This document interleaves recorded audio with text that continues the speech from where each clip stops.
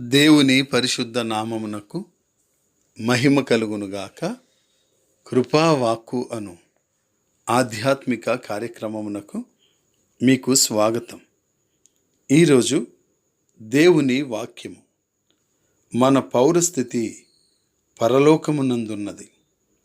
అక్కడ నుండి ప్రభువైన యేసుక్రీస్తు అను రక్షకుని నిమిత్తము కనిపెట్టుకొని ఉన్నాము.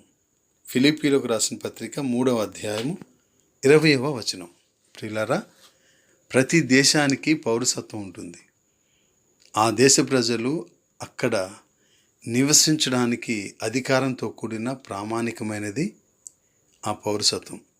కానీ నేడు సొంత జన్మభూమిని విడిచి ఈ రోజుల్లో చాలామంది పాశ్చాత్య దేశాలు లేక అభివృద్ధి చెందిన దేశాలలో స్థిరపడాలని డాలర్ల డ్రీమ్స్తో ఆ దేశాల పౌరసత్వం కోసం ఆశతో ఎదురుచూస్తున్నారు. అంతేకాదు వివిధ ప్రయత్నాలు చేస్తూ ప్రయాసపడుతున్నారు. కానీ వాటి మనుగడ ఒక ప్రశ్నార్థకం. ఎందుకంటే రాజ్యాలు, రాజులు, డబ్బు, ఆస్తి, ప్రతిష్ట, పేరు ప్రఖ్యాతులు మొదలైనవన్నీ నాశనమునకు విశాల మార్గాలే. ఏదో ఒకరోజు అన్నీ విడిచి వెళ్ళాల్సిందే. ఒకవేళ ఆ పౌరసత్వం రద్దయితే వదిలి స్వదేశాలకు వెళ్ళాల్సిందే. కానీ ప్రియులారా, నిజమైన క్రీస్తు విశ్వాసులు, యేసుక్రీస్తును సొంత రక్షకుడిగా అంగీకరించిన వారు ఈ లోకంలో ఉన్నారు. కానీ వారు ఈ లోకానికి చెందిన వారు మాత్రం కాదు. వారి నగరం, వారి దేశం పరలోకంలోనే ఉన్నాయి. వారి ఆశలు, కోరికలన్నీ దాని మీదే లగ్నమై ఉన్నాయి. దేవుడే వారి రాజు.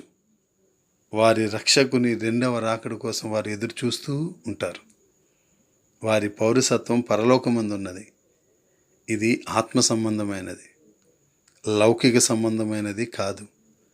ఈ లోక పౌరసత్వాలన్నీ అశాశ్వతమైనవే, కానీ ఆ పౌరసత్వం శాశ్వతమైనది. గనుక ఈరోజు ఈ వాక్యం వింటున్న నీవు ఆ పౌరసత్వాన్ని కలిగి ఉన్నావా? దాన్ని గట్టిగా పట్టుకో. ఒకవేళ లేకపోతే ఆ పౌరసత్వం కోసం ప్రాకులాడు. అది ఎప్పటికీ శాశ్వతమైనది. గనుక మన పౌరసత్వం పరలోకమందున్నదైతే మనం ఎంత ధన్యులము. అట్టి కృప దేవుడు మనకు అనుగ్రహించునుగాక. Amen. God bless you all.